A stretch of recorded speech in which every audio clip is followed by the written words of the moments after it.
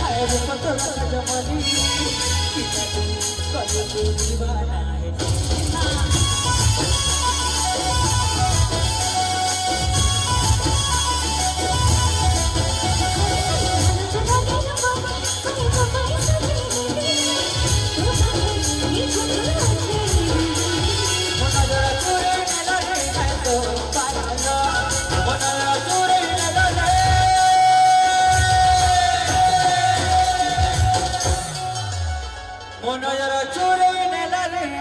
तो पायना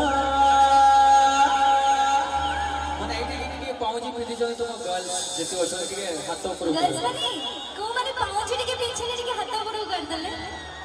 जेते भी गर्ल्स पाउजी पिटी जने के हाथ ऊपर करतो माने ठकिले चलिबो न जाई के देखि भी पारिबा तो सही भलिया के हाथ ऊपर करतो पिटी जने तो